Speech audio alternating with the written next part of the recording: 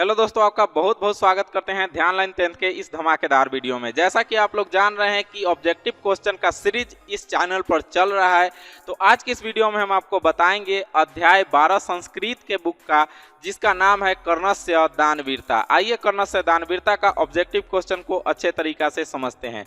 दोस्तों, अगर आप अभी तक मेरा टेलीग्राम चैनल को सब्सक्राइब नहीं किए हुए हैं, उसको फॉलो नहीं किए हुए हैं, हमारा फेसबुक पेज नहीं फॉलो किए हैं, तो दोस्तों उसको भी फॉलो कर लीजिएगा। चैनल का जो नाम है वही सेम टू सेम नाम हमारा सभी सोशल मीडिया का है, तो वहां पर जाकर के आप लोग फॉलो जरूर कीजिएगा। चलिए दोस्तों, वीडियो की शुरुआत करते हैं। दोस्तों, सबसे पहला नंबर क्वेश्चन है, कर्ण कौन था? आपके ऑप्शन है कुंती का पुत्र, कौरव का पुत्र, द्रोण का पुत्र या इनमें से कोई नहीं।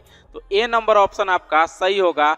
जो कर्ण था वह कुंती का पुत्र था, और कुंती जो थी वह जो पांडव लोग थे, पांचों पांडव, उनकी माता थी। लेकिन यह छठे, यह सबसे बड़े पुत्र थे, लेकिन यह कौरव की तरफ से युद्ध किए हुए थे। अगर आप लोग थोड़ा सा भी महाभारत के बारे में जानते हैं तो सबसे पहला जो पुत्र था वही अपने पांचों भाई के विरुद्ध में लड़ाई किया था महाभारत में। चलिए अगला दूसरा नंबर क्वेश्चन देखते हैं। महाभारत किसकी कृति है? व्यास की कृति है, वाल्मीकि की कृति है, भृगु की कृति है या कश्यप की कृति है? यानी कि महाभारत को किसने लिखा है? तो दोस्तों व्यास जी ने लिखा है। व्यास जी के आधार पर ही महाभारत की रचना हुई है। अगला, महाभारत में कितने पर्व हैं? पर्व का मतलब ये नहीं कि त्योहार का बात पूछ रहा है। महाभारत जो एक ग्रंथ है वह कितने आधार पर बटा हुआ है उसको पर्व कहा जाता है। 12 पर्व, 14 पर्व, 18 पर्व या 20 पर्व?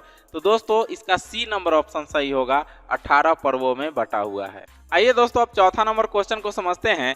ब्राह्मण के वेश में कर्ण के समीप कौन जाता है? अर्जुन जाते हैं, कृष्ण जाते हैं, इंद्र जाते हैं या कुबेर जाते हैं? तो दोस्तों इसका ऑप्शन नंबर सी सही होगा, इंद्र जाते हैं। अगला पांचवा नंबर क्वेश्चन को देखते हैं। कर्ण ब्राह्मण वेशधारी इंद्र को पहले क्या देना चाहता है? हजारों गाय, हजारों हाथी, अपर्याप्त सोना, कवच या कुंडल? तो दोस्तों ए नंबर ऑप्शन सही है, हजारों गाय। जब कर्ण के समीप वेश धारण करके इंद्र गए थे, ब्राह्मण का वेश धारण करके, कि उनसे कवच और कुंडल मांग लिया जाए, तो सबसे पहले कर्ण बोला था कि आपको हम 1000 गाय दे देंगे गिफ्ट के रूप में, यानी गिफ्ट कर देंगे। तो ए नंबर ऑप्शन सही है।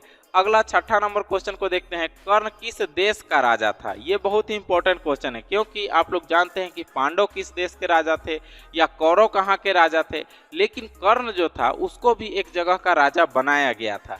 तो दोस्तों आपके ऑप्शन है अंग देश के, बंग देश के, मध्य देश के, हस्तिनापुर के।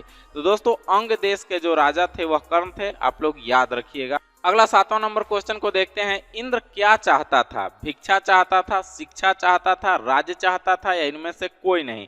तो दोस्तों ए नंबर ऑप्शन जो है वह सही होगा, भिक्षा। इंद्र जो थे वह भिक्षा ग्रहण करने के लिए गए हुए थे कर्ण के पास। अगला क्वेश्चन है, इंद्र को अभिष्ट फल कौन देना चाहता था? कृष्ण, कर्ण, अर्जुन या युधिष्ठिर? तो बी नंबर ऑप्शन सही है।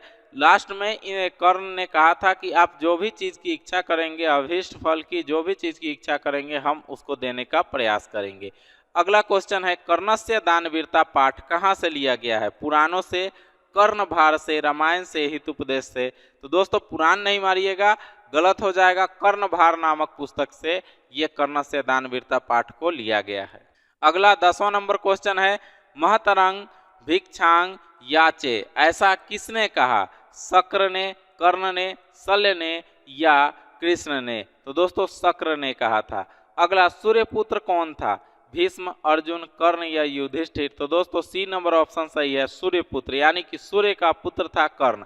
अब आप कहिएगा कि सूर्य के पुत्र कर्ण कैसे थे जबकि कुंती उनकी माँ थी? तो कुंती जब कुंवारी अवस्था में थी तो भगवान की आराधना की हुई थी, तब सूर्य उनसे प्रसन्न होकर के उनको एक वरदान स्वरूप दिए थे एक पुत्र को, जिन्होंने वह अपने पिता के डर से क्या किए कि उनको नदी में प्रवाहित कर दिए थे।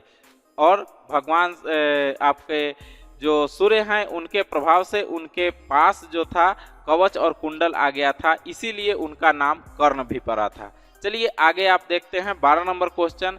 भास में कितने नाटक हैं? 10, 13, 15 या 11? आपका ऑप्शन नंबर बी सही है, 13।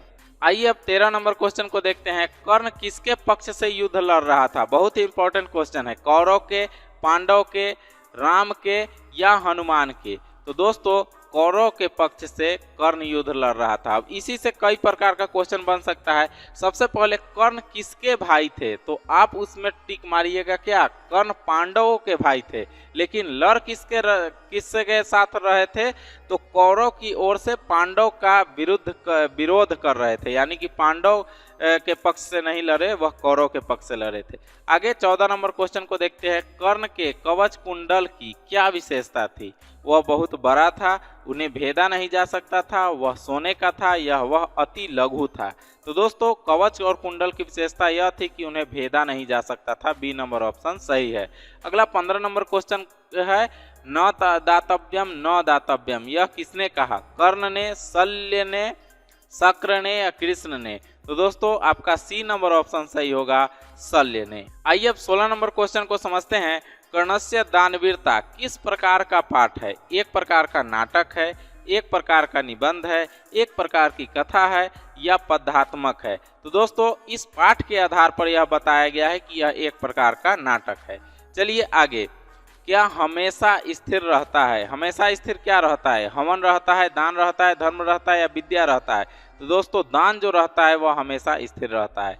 अगला क्वेश्चन है, शक्र जिन्हें कि इंद्र कहा जाता है किस वेश में प्रवेश करते हैं, ब्राह्मण के वेश में, साधु के वेश में, छात्र के वेश में या गुरु के वेश में। तो ए नंबर ऑप्शन सही होगा, ब्राह्मण के वेश में। आइए दोस्तों 19 नंबर क्वेश्चन को समझते हैं। किसका धन सांप के जीभ के समान चंचल होता है, मंत्री का धन, कर्ण का धन, राजा का धन या देवता का धन। तो बी नंबर ऑप्शन सही है, राजा का धन। अगला क्वेश्चन है, सर्वप्रथम कर्ण क्या देता है, वजी देता है, कनक देता है, चांदी देता है या गौ सहस्त्र देता है। तो दोस्तों गौ सहस्त्र देता है। गौ सहस्त्र मतलब बोला कि आप सहस्त्रों गौ हमसे ले लीजिए दान में, क्योंकि वह भी एक राजा था। तो दोस्तों इस प्रकार से आपका जो 12 पार्ट है कर्णस्य दानवीरता, इसका ऑब्जेक्टिव क्वेश्चन जो इम्पोर्टेंट था आपको हमने आज के वीडियो में समझाया। अगर कोई भी चीज़ का दिक्कत है तो हमें कमेंट जरूर कीजिएगा। मिलते हैं दोस्तों फिर से आपके लिए नया टॉपिक को लेकर के एक नए वीडियो में। तब तक के लिए आप अपने अभिषेक सर को दीजिए इजाज़त।